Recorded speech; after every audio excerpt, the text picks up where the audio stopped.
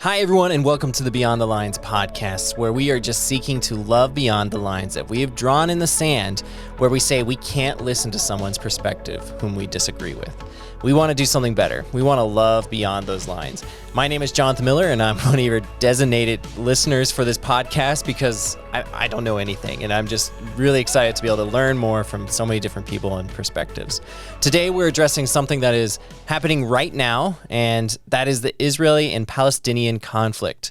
And to do that, we've invited two profoundly gifted peacemakers, Lisa Jernigan and Todd Deatherage. Lisa Jernigan is the founder of Amplify Peace and has been on an inspiring journey of figuring out what it means to be a peacemaker. And Todd Deatherage is one of the founders of Telos Group, which has been working in the Israel Palestine area for years, trying to bring peace to such a hate-filled conflict. He has a wealth of knowledge about the history of this conflict, and he's going to share it with us today, as well as some really important perspective on why peacemaking is so important right now. Let's dive into this conversation. Well, thank you so much for joining me, Todd, and joining us here at Beyond the Lines podcast. We're really excited to be able to talk about some of these things and just get more perspective.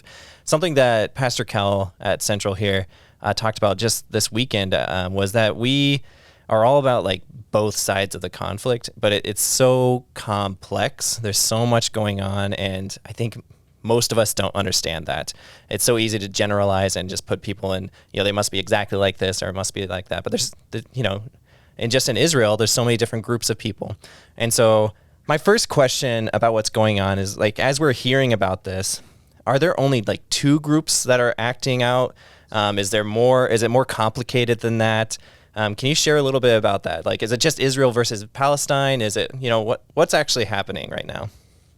Yeah, that's a great question. A lot to unpack, but thanks for having me on to talk about these things. Yeah. I mean, they're definitely more than two groups and two people, but, at its core, this is a modern conflict going back decades, not centuries, but one that's been going on for a long time. And you basically have the complexity of two sort of national groups, Israelis and Palestinians, and a lot of diversity within each of those, but who each have their own unique connections to and claims to the sort of same piece of real estate in some ways.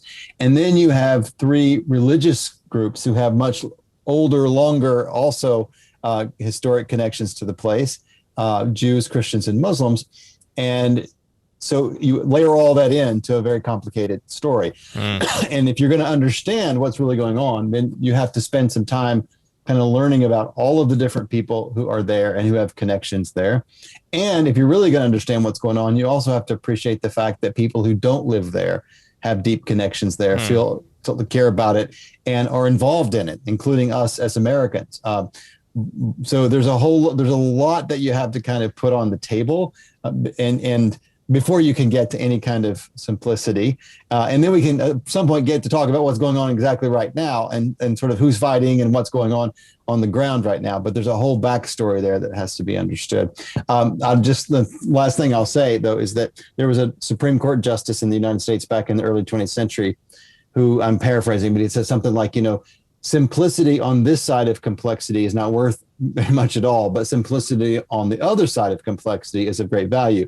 It's not that you can't get to some simplicity, some understanding of things, but you have to be willing to go through the complexity first. And that's what we as humans, and I think particularly as Americans, often want to avoid. We just want to know who are the good guys, who are the bad guys, give me the facts and move on. Yeah. And of course, most of the human story is not so neat and clean that we can easily just sort of sort things in that way. We have to be willing to go through the hard stuff and the complexity to get to some simple understanding. It's so interesting, Todd, because as you know, we've worked together and we traveled together, and you and Cal and myself. And in the early days, Cal and I had taken a couple of trips and led a couple of groups to the Holy Land, and didn't realize that we were basically hearing one narrative and one side. And we, when somebody had kind of shared with us, there's people on the other side of the wall that you see. There's another narrative, and we were kind of oblivious to that. And even like, well, I'm sure there is, but this is what we're this is what we've been told. And a lot of times we're told things and we don't question. We just go, that must be truth. And we just absorb it. And I think a lot of the information, what has informed us as believers with the Holy Land, with Israel, has come from a lot of our theology that we attribute a lot of times that it's always been.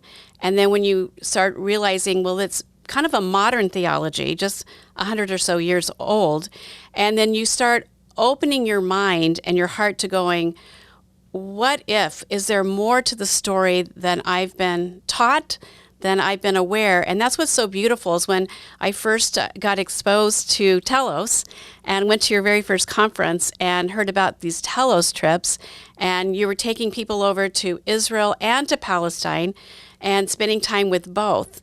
And many times we've been hurt, we've been taught Israel, good guys, Palestinians, bad guys, terrorists. And instead of looking at the human element and going, these are two people groups who both call this land, the Holy Land, home and have their roots. And these are people just like you and me that just want to raise their family and flourish with their family, with their culture, with their traditions. And so I just know that you have opened up a lot to us to be able to see people, all people. And that's a significant part of this. Like you talk about the people groups, but to see all the people through a human lens. That's so important, Lisa. Yes. I mean, there's a great TED Talk, if any of the listeners want to Google it, on the danger of a single story by an African speaker and novelist named Chimamanda Adichie.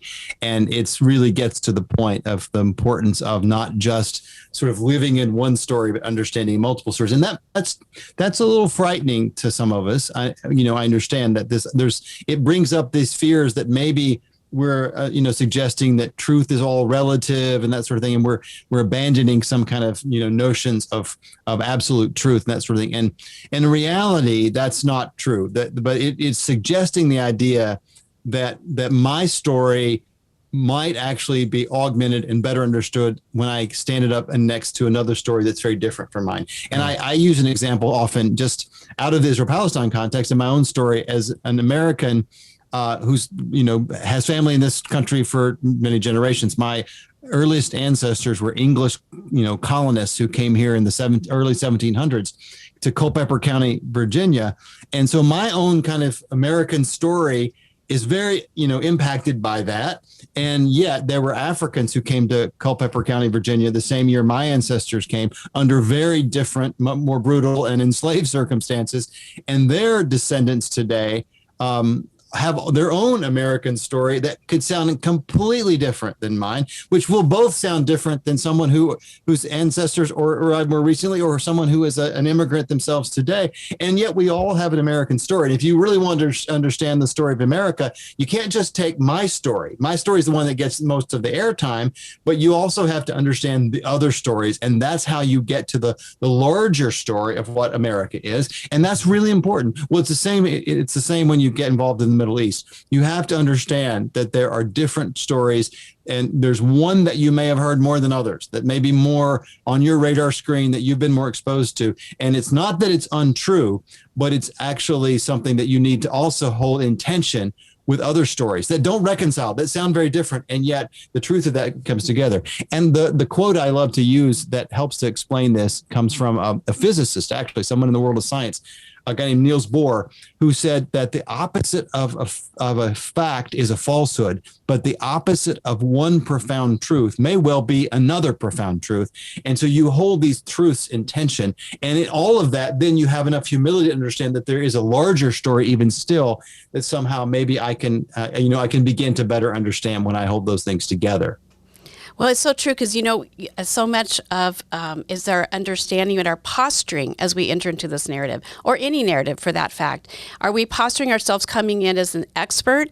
And I know with Telos, with Amplify Peace, we both are big on how do we listen to understand. Yeah. So how do we entering these narratives in the posturing of a listener, but also a learner, being curious to go, is there more to the story? What is the story behind the story? And I think that what you do personally, and Greg and Telos, you're masters at understanding this narrative with Israel Palestine, and exposing and letting us meet beautiful people from both sides, like you said, who have two completely different narratives, but are both beautiful, and we hold both. That's right. That's right.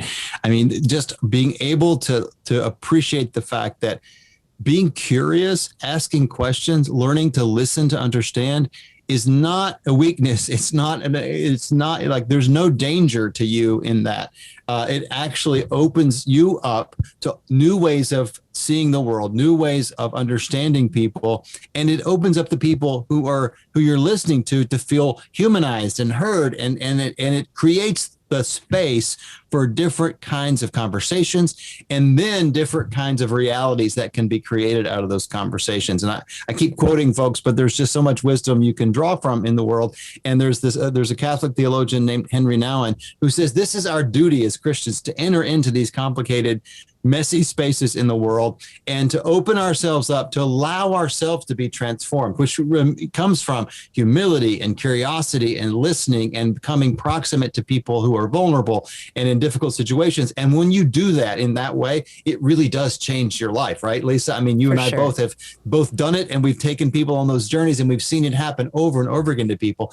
And when we allow ourselves to be transformed, Nouwen says that we then become able to better participate in the redeeming work God is doing in the world, agents of his kingdom, and it opens up the possibility for greater societal transformation in ways that we would not have thought possible. That's a paraphrase of Nouwen, but the point of that is that entering in this way does change you, and it opens up the possibility that other changes can happen in ways that you never would have imagined, right? Mm-hmm. People open up into new possibilities when they both listen and when they feel like they're being heard. Yeah.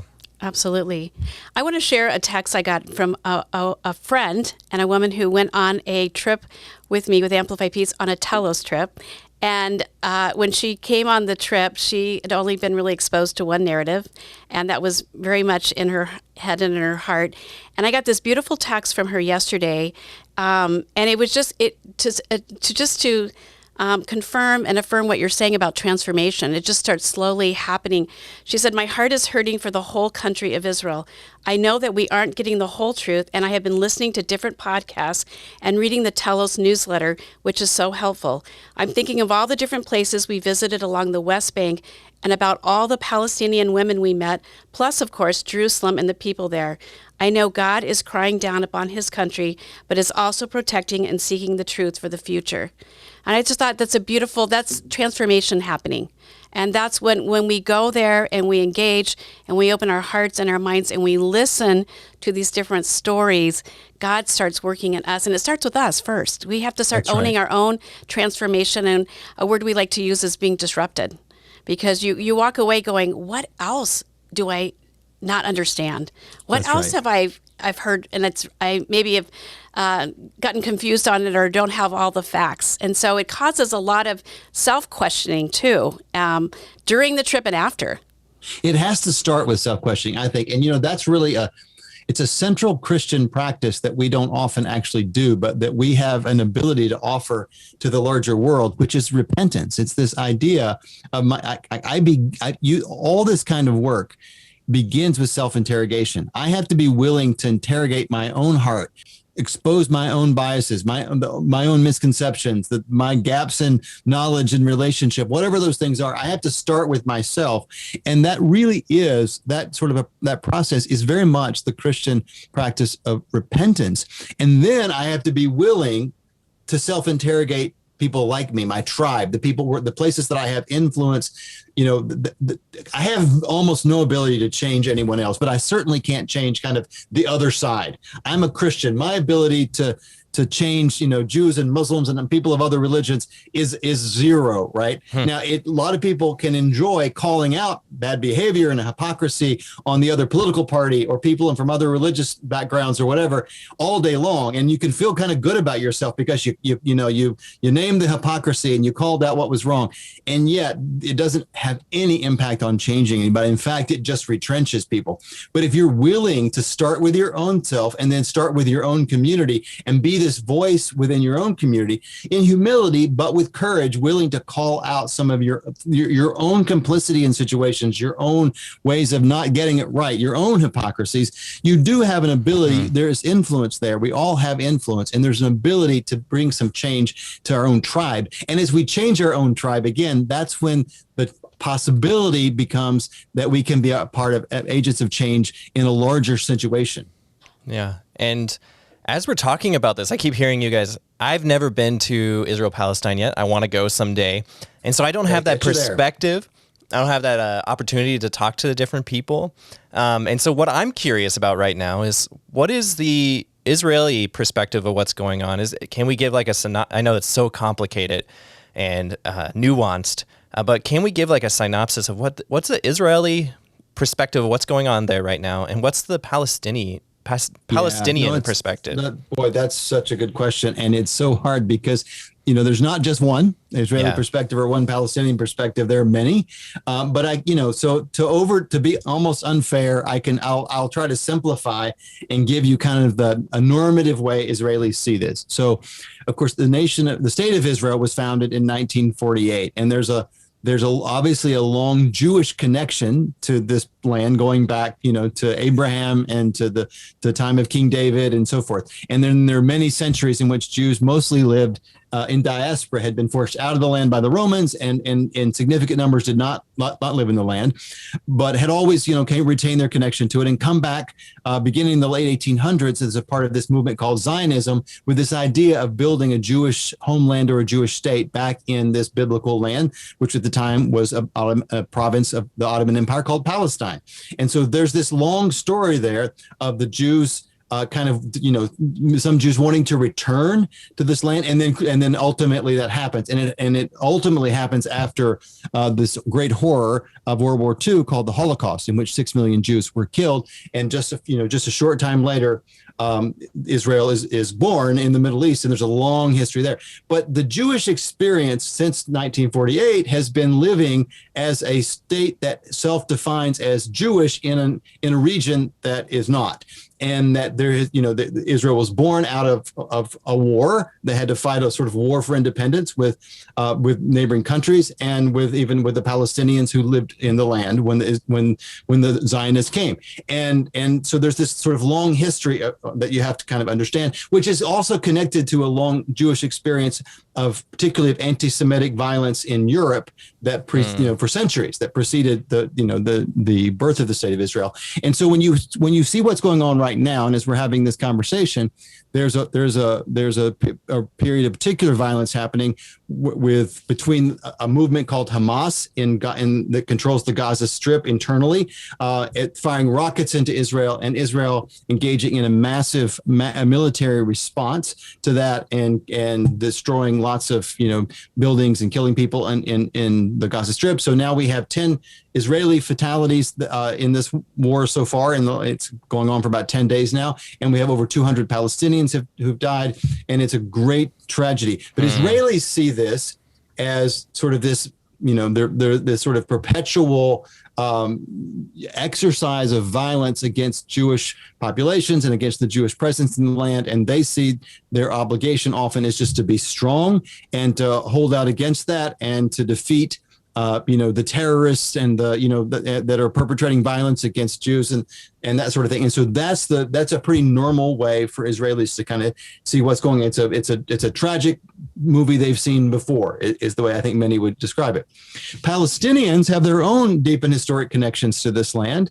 And going back, generations and millennia, you have a Christian community in Palestine that goes back really to the first church, to the first, the New Testament church, and they are the current manifestations of a long historic Christian presence in the land. You have a Muslim population that goes back to the earliest days of Islam, the very first generation after the Prophet Muhammad, and so there's a large Muslim population that has been in the land ever since, and this community was basically living in the land when the the Zionists came in the late 1800s and early 1900s, and ultimately, when the state of Israel was created, they were displaced.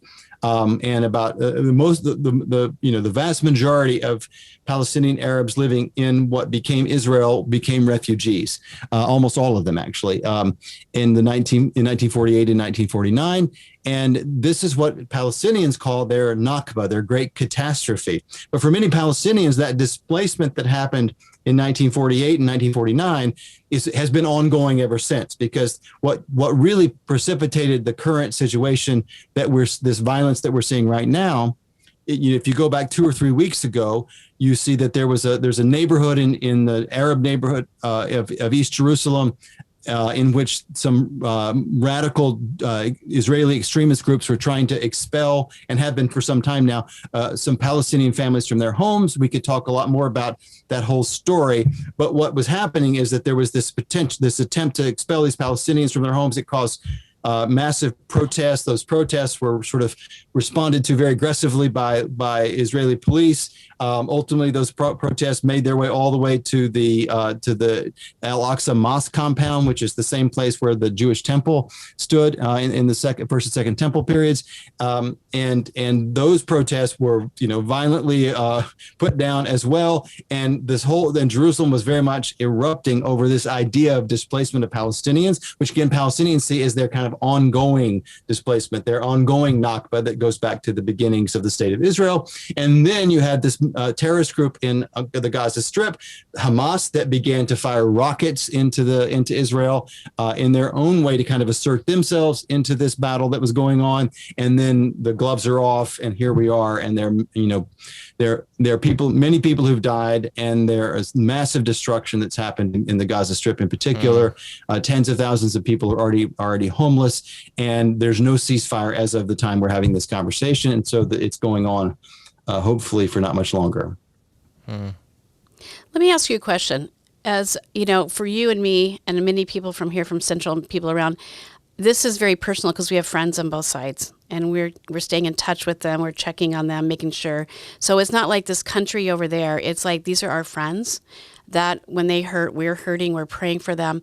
But why should we, as believers on a whole, care about this? Care about what's going on overseas in the Middle East? Why does this? Sometimes it's easier to go, well, it's not affecting me, and so we don't engage. Can you just talk about that a little bit?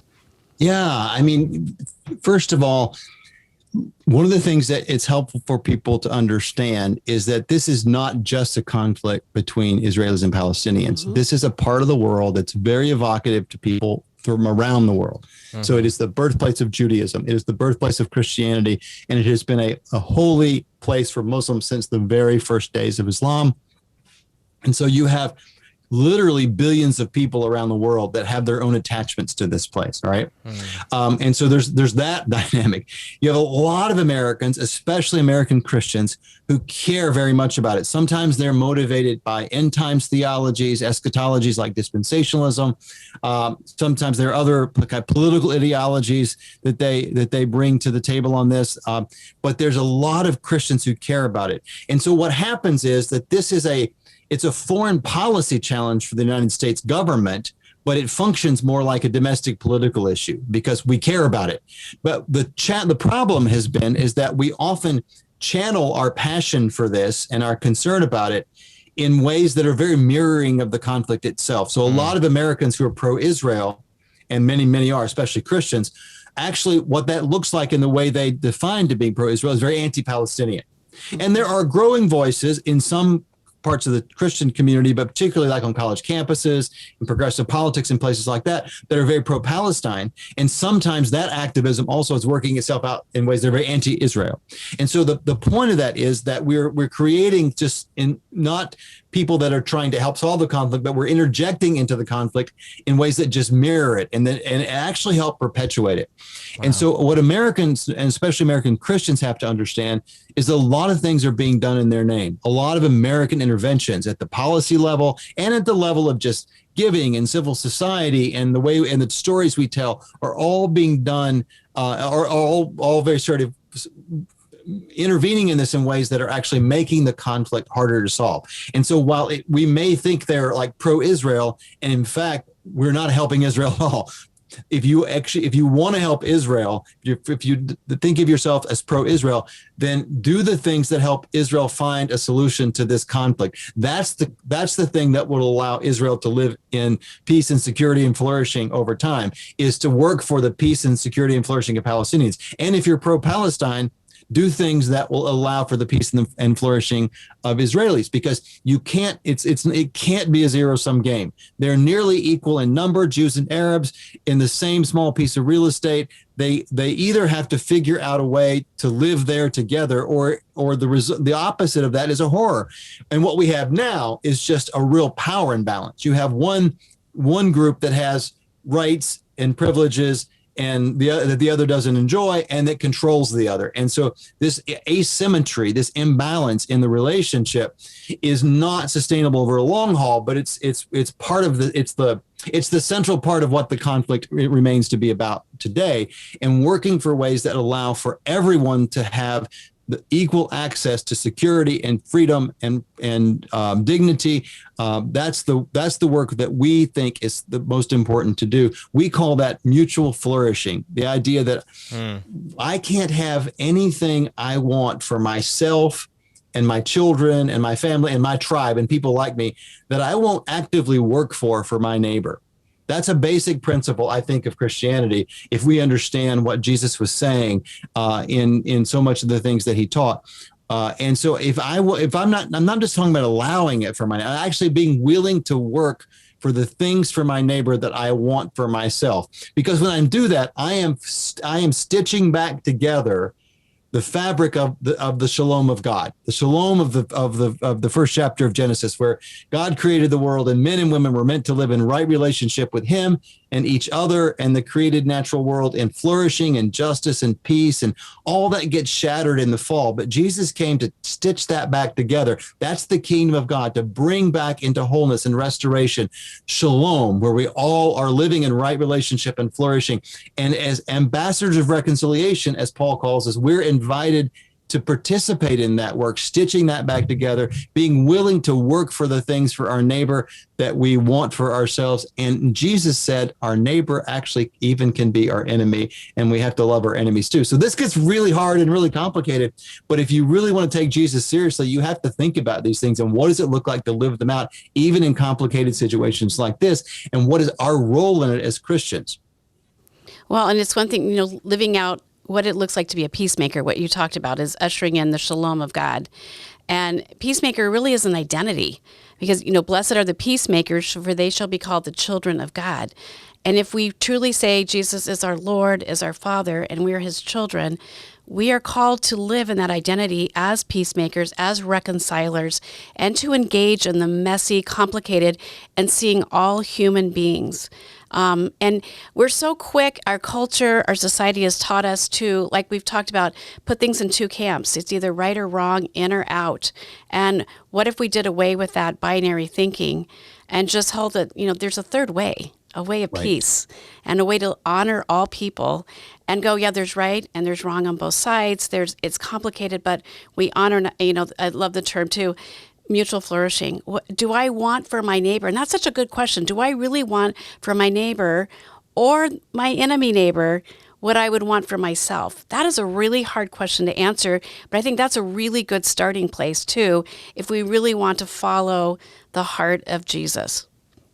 I totally agree. I mean, Jesus said, love God and love neighbor. Those are the top two, and everything that we do has to filter through that. So whatever our theologies are about the end times or covenant or social justice, or what our political ideologies are, progressive or conservative, all of that, you can hold different opinions on all of that. I honestly believe Christians you can be a Democrat or Republican, you can you can be amillennial or postmillennial or premillennial or some other thing on eschatology. You have all these different kinds of views, but every one of those has to be filtered through what Jesus said about, does it work itself out in ways that are demonstrating I love God and I love my neighbor, and even if my neighbor is an enemy. And if it doesn't work itself out in that way, then somehow we're doing it wrong. We've got to figure out how to do it differently, because we have too often allowed our own Christian faith to be weaponized against people who are vulnerable.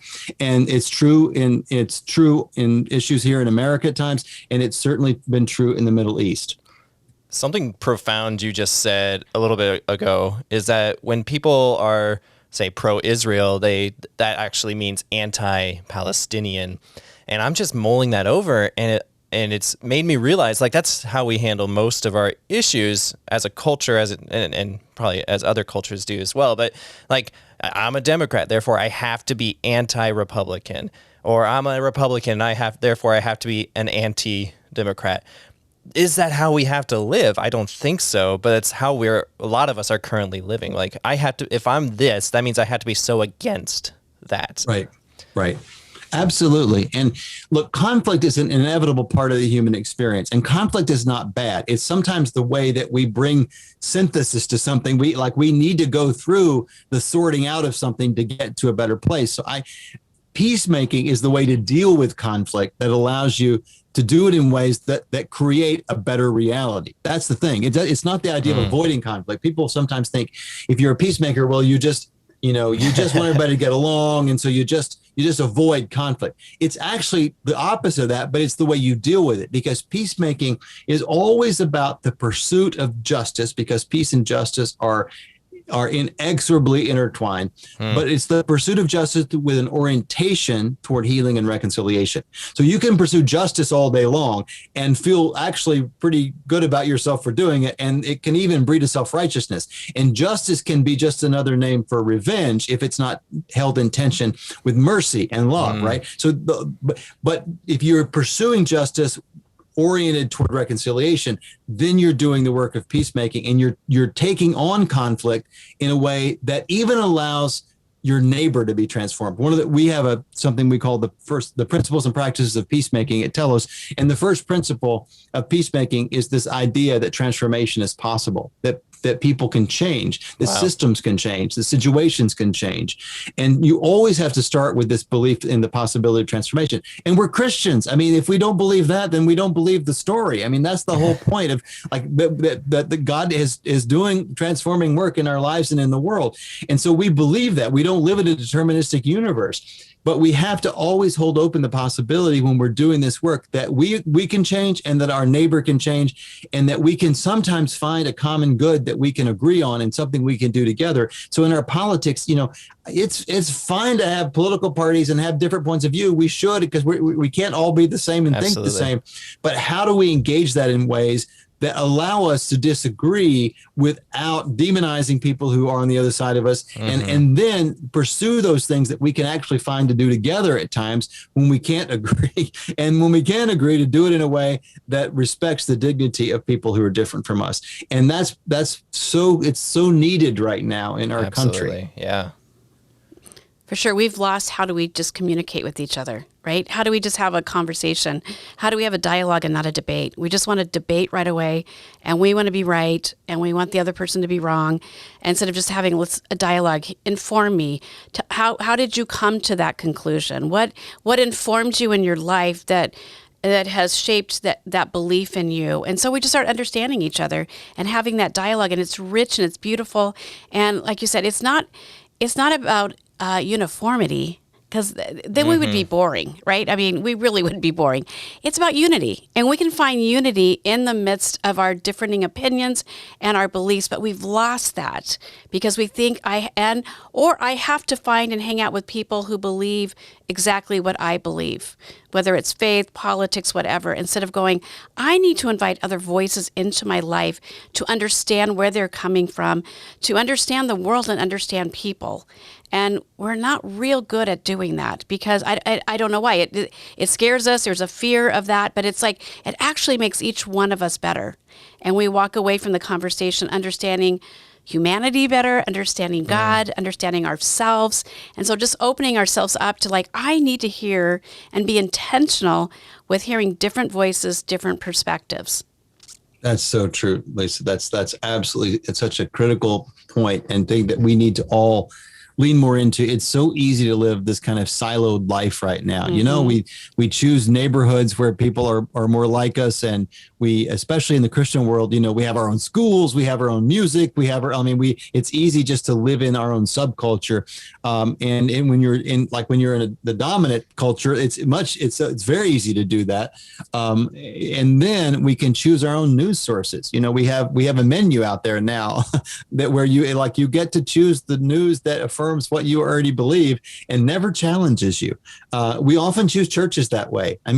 We're such consumers when it comes to Christianity that the minute the church begins to say some things that we find uncomfortable, rather than wonder, is this something I should consider, or being willing just to live in that tension, we just often go find a church that teaches what we already believe, and there's no growth in that, and there's no discipleship in that if we don't submit ourselves to being uncomfortable by when someone's trying to teach from the Word of God, and when they're trying to disciple us in the church, and the minute we get uncomfortable, we flee.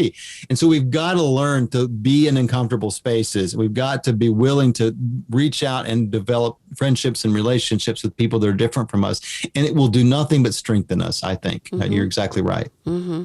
Yeah, and I think that's exactly what we're trying to do here at Central when we say we want to love beyond. And when we say we want to love beyond, it's not like an easy love. And Pastor Cal just said that this weekend. It's a tough love. It's a tough love for us because we have to do work to get in those uncomfortable situations where I don't agree with you. But you know what? Instead of coming back immediately with my rebuttal, I'm going to listen and try to understand how you got there. Yeah. And just understand you, not to change. I don't have to go in saying I'm going to change my religion or something immediately. Like, be confident in who you are, but be willing to listen to how somebody got to where they are. That's right. And in doing that, you're doing nothing but recognizing that someone else has made the image of God, and you're showing enough humility and curiosity to wonder, as Lisa said earlier, how did you get to that very different place? Someone else made the image of God, has arrived at a very different place than me. And it doesn't mean I'm wrong and they're right, but like just being curious about how they got there.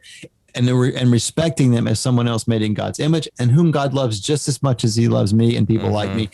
That's a very important first step. There's a time for debate, and there's a time to sort out our differences. And I think peacemaking shows us a way to do that, as I said earlier. But it starts with exactly what you're saying: learning to listen, to understand, and that's what we build on and build from. And there's so much benefit to that as the starting point. Well, I don't think it's totally intuitive for us. I think it's something we have to be really intentional with. That's right. Of really going, am I really listening right now? Or do I have a story going on in my mind that I think I'm right? Yes. Or I think I know? I'm judging, I'm assuming things, or am I totally present in this moment to really listen to what they're saying? And then also just being super intentional with surrounding ourselves with voices and perspectives that are different than ours, to listen, to understand. Both of those have to be really intentional, because they're not going to just come naturally, because our culture is not providing that for us. They're teaching us opposite and demonstrating it. And it's so easy to just get in the flow of culture instead of going, I'm not going to fall for that. I'm going to stand in the way of Jesus and do the Jesus way. Yeah, and I think a lot of things we've talked about today are history, and some of them are almost philosophical. But if listeners just took away something practical they could do, it would be exactly what you just said. It's developing this skill of listening. It doesn't come natural to any of us, but some of us less than others. I mean, some of us are more inclined to try to listen and be curious than others. But if we could commit ourselves to really practicing this and thinking of it as a skill that I actually have to work on and have to spend time every day, and have to spend time in my relationship with my spouse or my children or my neighbors or my coworkers or somebody in my family. And I have to actually, instead of formulating all the reasons why they're wrong and not even letting them finish before I jump in and give them my rebuttal, actually just listening and taking it on its own terms. This is hard stuff. I'm not saying it's easy, but I am saying that if you practice it enough, it becomes at least something that you can teach yourself to try to do. And you can often get new insights. You can lower the temperature in the room. You can make someone feel heard and humanized, which creates new opportunities. You can strengthen your argument. You might even change your mind. And that's not the worst thing in the world either. And you may not resolve anything, but you may get to a more humanizing place where you can find a way to deal with your differences in ways that don't, rob somebody of their humanity. Mm. That's great. And I was going to ask that. I was like, what is that one thing we need to take away from today that people who are now interested, that maybe they weren't before interested in peacemaking? And that's it. That's the one thing to start it off, is just start practicing listening to somebody and it's so hard to stop yourself from that rebuttal or formulating the response, because that's just what we do. But to practice that, and it's a workout, and that muscle gets stronger as you keep doing it. You're not going to be perfect the first time you do it, but the more you do it, the better it gets, and the more people feel heard, the more they're actually willing to listen to your perspective as well. That's exactly right. And from that, then we've been talking about that in very interpersonal ways, but it's also true when we started off this whole conversation talking about what's happening in Israel Palestine right now, and at Telos, we've been working on this for many years, but the current situation that's happening right now, a few weeks ago, we began to talk on our weekly podcast and on our other communications that some things are happening right now in Jerusalem that are very, very dangerous. And we began to highlight them and talk about them. And I mean, not that we have any brilliance on this. Anybody who has sort of paid attention for a long time knew that things were happening in a way that didn't necessarily inevitably lead to what we're seeing now, but had the potential to take us there. And that's what happened. But then suddenly, it gets on the front page of the newspapers, and CNN and all, different news channels begin to kind of cover the rocket fire and all that. But we have to listen to kind of understand, while we're condemning the rocket fire and the violence that's happening right now, both in Gaza and in Israel, we also have to try to put this in context and understand, how did we get here? Because if we're going to find ways to get out of it, we have to be willing to ask the hard questions about what led to this. That does not mean that you're condoning things that you think are wrong. We should always condemn violence in all its forms. Violence does not yield peace, and so you have to be willing to do that and hold in tension the idea that I can at the same time condemn violence and ask questions about what precipitated this, what are the conditions that created this, what could have been done differently, what issues could have been addressed and have to be addressed on the other side of this, so that it doesn't happen again and again and again. So well said. I think that's so important. Just that thought of what got us here, right? What led to this? Not like, okay, we're here and we respond to that, but let's go deeper into, again, the story behind the story. So I so appreciate that, because that's the things we need to be, again, leading in with curiosity to learn more and to understand more. Right. That's right. Mm-hmm. We just appreciate you so much. And, when we were talking about, who can speak into this, there's nobody better than what, you and Greg and what Telos is doing especially with Israel and Palestine, and understanding it, and just the hours, the years, and your expertise and what you bring. So just thank you for speaking into us and giving some clarity on a very complicated and tough subject matter, one that a lot of times people don't want to talk about because it creates that polarization, even just having a conversation about it. So just informing, what are some of the facts? We don't even know the facts sometimes, and we just assume, and we start just perpetuating things that aren't true. And so just starting to understand facts and people and perspectives is just so helpful in all of this. It is. Well, you know how much I love both you and Cal, and Central has a big place in my heart. I've been there many times, and I've taken many Central groups and to Israel and Palestine, and I love being in any kind of conversation I can have with any of you. So thank you very much for inviting me in today. It's been great talking to both of you. Yeah, you've been such a great mentor for us personally, Cal and I, in the church, and so thank you. Yeah. Thank you so much for joining us today for this podcast. We are excited here at Beyond the Lines to have such incredible people to learn from on the podcast. If this podcast has at all been helpful for your own journey, please consider sharing it with a friend who also might find it helpful. We record here at Central Christian Church in Arizona, and if you ever want to learn more about our church and why we are loving beyond and why we're learning that, you can visit us at centralaz.com and find out all about us, as well as you can visit us if you're in the Phoenix Valley area. And with that, all of us here at Beyond the Lines podcast hope that you start going out and loving beyond your lines.